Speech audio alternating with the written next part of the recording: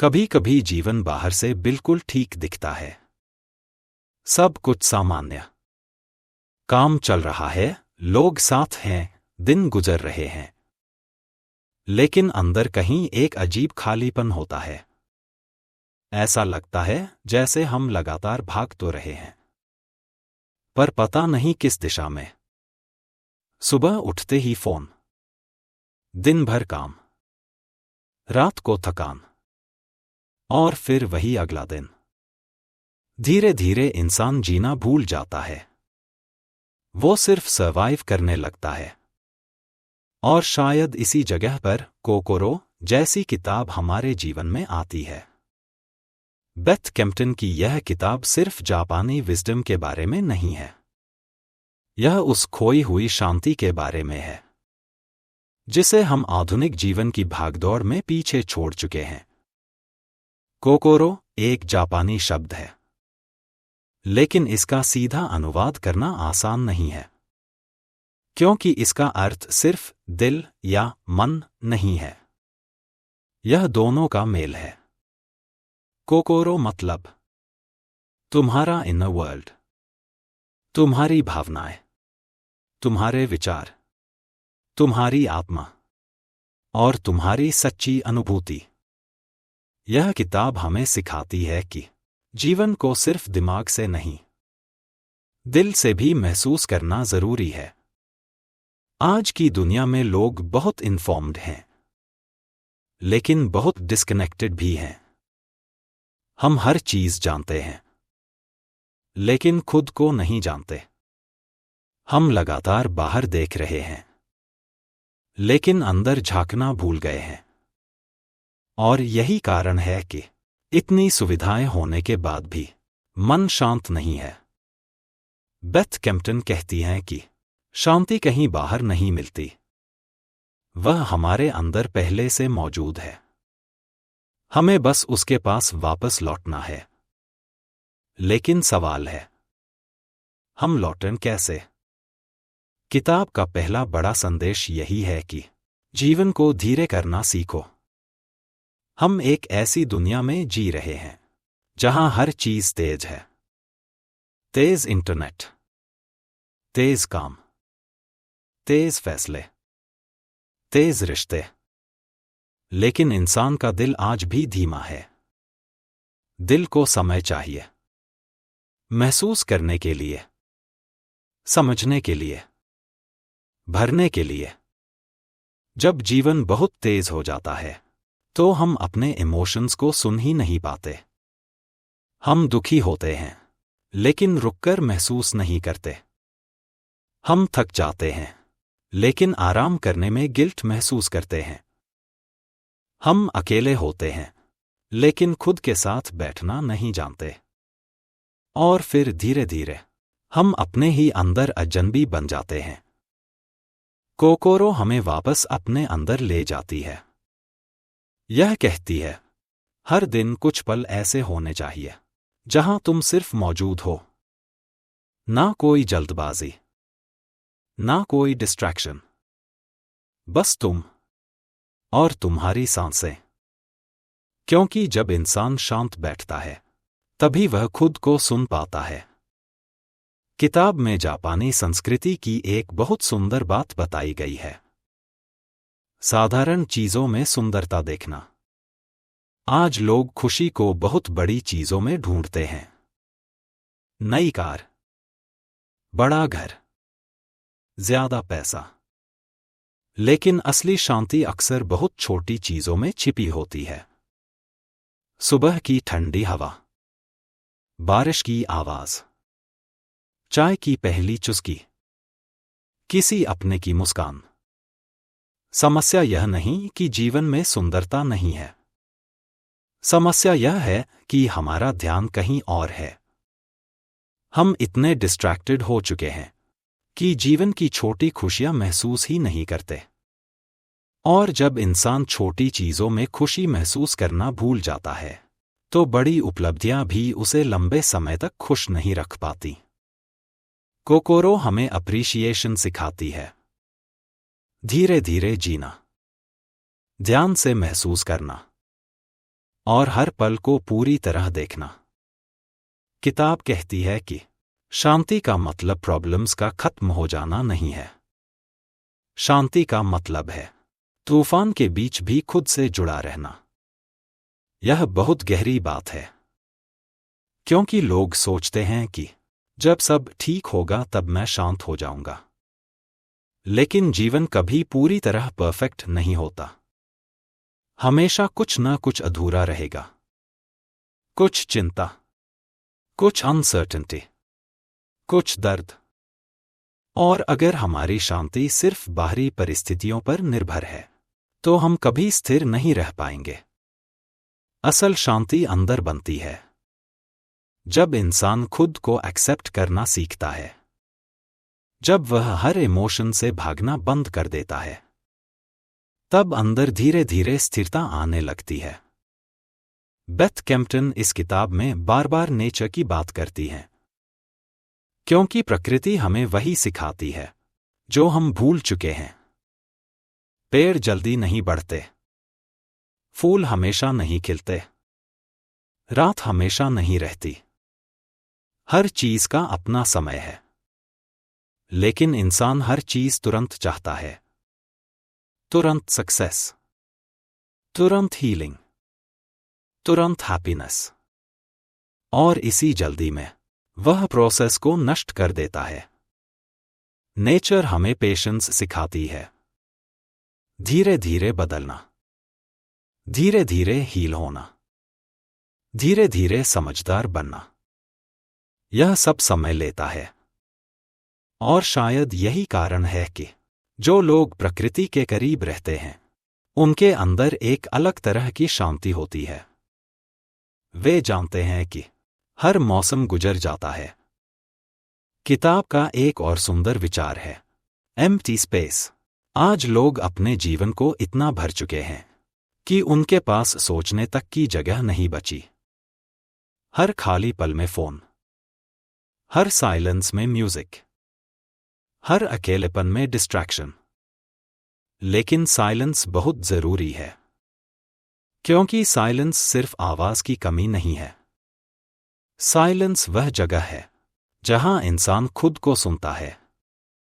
जब तुम कुछ देर बिना डिस्ट्रैक्शन के बैठते हो, तो शुरुआत में बेचैनी होती है, क्योंकि तुम पहली बार खुद से मिल रहे होते हो।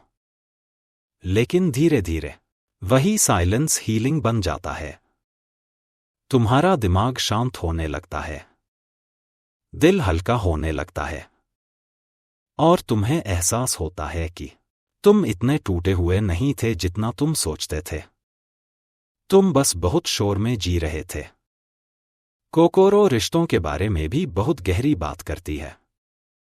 आज लोग कनेक्टेड बहुत हैं, लेकिन इमोशनली क्लोज बहुत कम हैं। हम घंटों चैट करते हैं, लेकिन दिल की बात नहीं करते। हम लोगों के साथ रहते हैं, लेकिन सच में उपस्थित नहीं रहते।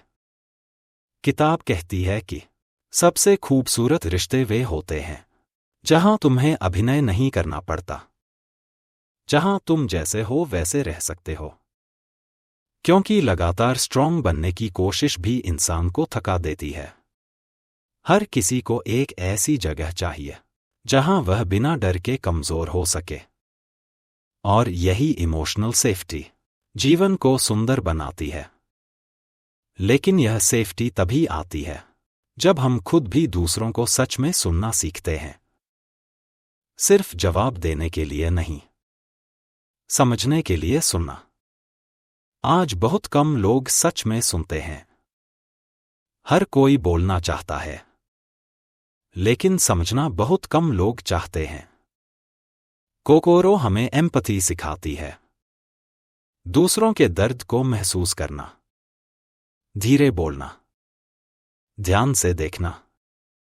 यह छोटी चीजें हैं, लेकिन यही इंसानियत को जीवित रखती हैं। किताब में लोनलीनेस पर भी बहुत सुंदर विचार हैं।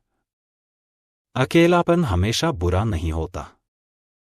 कभी कभी अकेलापन वह जगह होता है जहां इंसान पहली बार खुद को समझता है। अगर इंसान हमेशा डिस्ट्रैक्शंस में भागता रहेगा तो वह कभी अपने असली इमोशंस को नहीं समझ पाएगा। अकेले बैठना, अपने विचारों को देखना, अपने डर को महसूस करना, यह अनकंफर्टेबल जरूर है, लेकिन यहीं से इनर ग्रोथ शुरू होती है। बेथ केम्पटन कहती हैं कि हम खुद से जितना दूर भागते हैं उतना ही अंदर खालीपन बढ़ता है, लेकिन जब हम खुद के साथ बैठना सीख लेते हैं तो धीरे धीरे हमें खुद की कंपनी अच्छी लगने लगती है।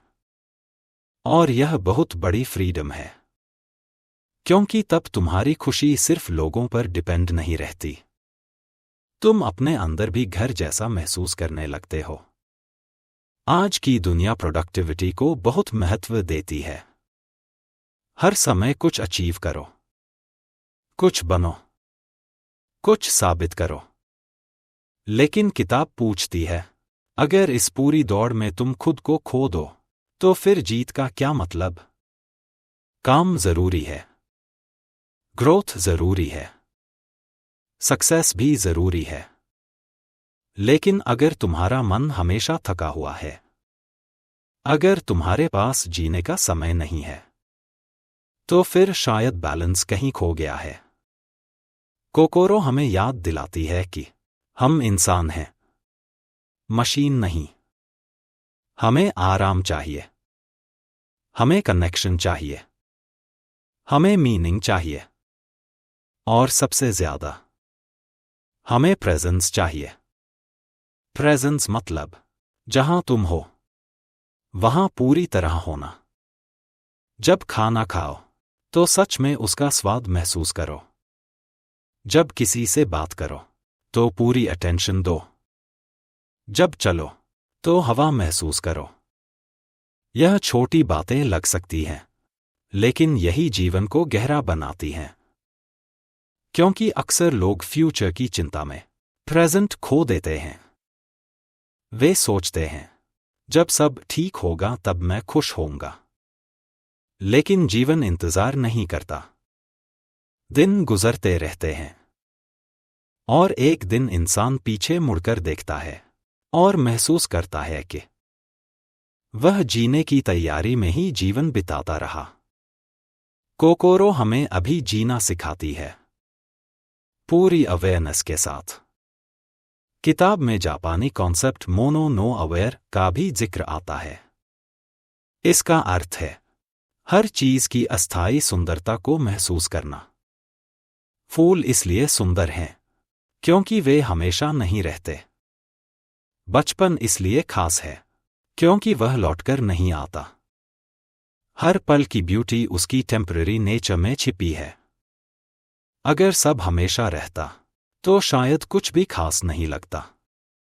यह समझ इंसान को ग्रैटिट्यूड सिखाती है, लोगों की कद्र करना, समय की कद्र करना और हर छोटे पल को महसूस करना, क्योंकि जीवन बहुत फ्रैजाइल है और शायद इसी फ्रैजिलिटी में उसकी सुंदरता छिपी है। किताब ग्रीफ यानी दुख के बारे में भी बहुत संवेदनशील बात करती है। दर्द को जल्दी खत्म करने की कोशिश मत करो। कुछ दुख ऐसे होते हैं जिन्हें सिर्फ महसूस किया जा सकता है। आज की दुनिया हर दर्द का क्विक फिक्स चाहती है, लेकिन हीलिंग लिनियर नहीं होती। कुछ दिन अच्छे होंगे, कुछ दिन भारी होंगे, और यह नॉर्मल है। जब इंसान खुद को दर्द महसूस करने की परमिशन देता है, तभी सच्ची हीलिंग शुरू होती है। दर्द कमजोरी नहीं है। दर्द इस बात का प्रमाण है कि तुम्हारा दिल अब भी महसूस करता है। और महसूस करना जीवित होने की सबसे सुंदर निशानी है। कोकोरो हमें सॉफ्टनेस की ताकत सिखाती है। आज लोग सोचते हैं कि स्ट्रांग बनने का मतलब है इमोशंस छिपाना, लेकिन असली स्ट्रेंथ अक्सर सॉफ्टनेस में होती है।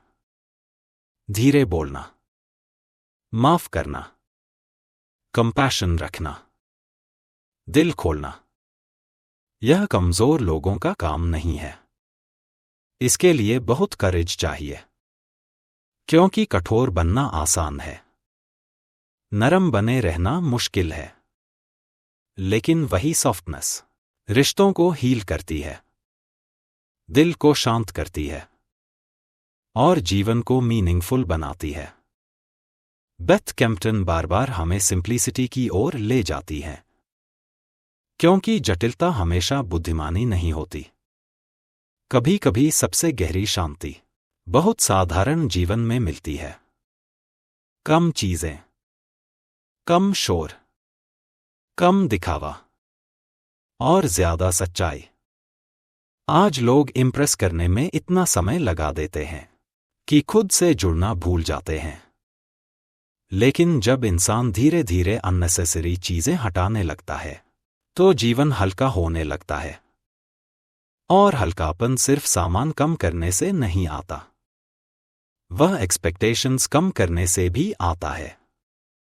हर समय परफेक्ट बनने की कोशिश, हर किसी को खुश रखने की कोशिश, यह सब इंसान को अंदर से थका देता है। किताब कहती है, तुम्हें हर किसी के लिए सब कुछ बनने की जरूरत नहीं है। तुम्हारा सबसे पहला रिश्ता खुद से है। अगर तुम खुद से डिस्कनेक्टेड हो तो बाकी सब भी धीरे धीरे हॉलो लगने लगता है।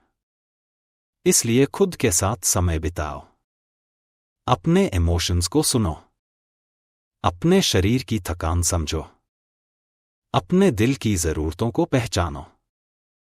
क्योंकि कई बार हमारा शरीर पहले ही बता देता है कि हम बहुत लंबे समय से खुद को इग्नोर कर रहे हैं। थकान, चिड़चिड़ापन, बेचैनी, ये सिर्फ सिम्पटम्स नहीं होते, ये सिग्नल्स होते हैं। सिग्नल्स कि तुम्हें रुकने की जरूरत है। कोकोरो हमें रुकना सिखाती है। और आज की दुनिया में रुकना भी एक कला बन चुका है। हर कोई आगे भाग रहा है, लेकिन बहुत कम लोग जानते हैं कि उन्हें आखिर जाना कहाँ है। किताब हमें पूछने पर मजबूर करती है, क्या मैं सच में वह जीवन जी रहा हूं जो मेरे दिल को शांति देता है, या मैं सिर्फ वही कर रहा हूं जो दुनिया मुझसे चाहती है? यह सवाल आसान नहीं है, लेकिन जरूरी है। क्योंकि अगर इंसान अपना पूरा जीवन दूसरों की एक्सपेक्टेशंस में जीता रहे तो एक दिन वह खुद को खो देता है। कोकोरो हमें ऑथेंटिसिटी की ओर ले जाती है। जैसे तुम सच में हो वैसे जीना, बिना अननेसेसरी मास्क के। यह आसान नहीं है, क्योंकि दुनिया जजमेंट करती है। लेकिन लगातार अभिनय करते रहना आत्मा को थका देता है। और शायद असली फ्रीडम वहीं शुरू होती है जहां इंसान खुद होने से डरना बंद कर देता है। किताब के अंत में एक बहुत शांत लेकिन गहरा एहसास रह जाता है। जीवन को परफेक्ट बनाने की जरूरत नहीं है, उसे महसूस करने की जरूरत है। धीरे चलने की, गहराई से देखने की और सच्चाई से जीने की। शायद हैप्पीनेस हमेशा एक्साइटमेंट नहीं होती। कभी कभी हैप्पीनेस सिर्फ यह होती है कि तुम शांत हो, तुम मौजूद हो और तुम्हारा दिल हल्का है। कोकोरो हमें याद दिलाती है कि हमारे अंदर अब भी वह जगह मौजूद है जहां शांति है। दुनिया चाहे कितनी भी नॉइजी हो जाए, अगर इंसान अपने अंदर लौटना सीख जाए तो वह फिर से संतुलन पा सकता है। और शायद जीवन का असली अर्थ भी यही है, अपने दिल से इतना जुड़ जाना कि बाहरी दुनिया तुम्हें पूरी तरह हिला न सके। तो अगर तुम लंबे समय से थके हुए हो, अगर तुम्हें लगता है कि तुम खुद से दूर हो गए हो, अगर तुम्हारा मन लगातार शोर में जी रहा है, तो शायद यह समय है धीरे होने का, रुकने का, सांस लेने का और अपने अंदर लौटने का। क्योंकि हो सकता है जिस शांति को तुम बाहर ढूंढ रहे हो वह हमेशा से तुम्हारे अंदर ही थी।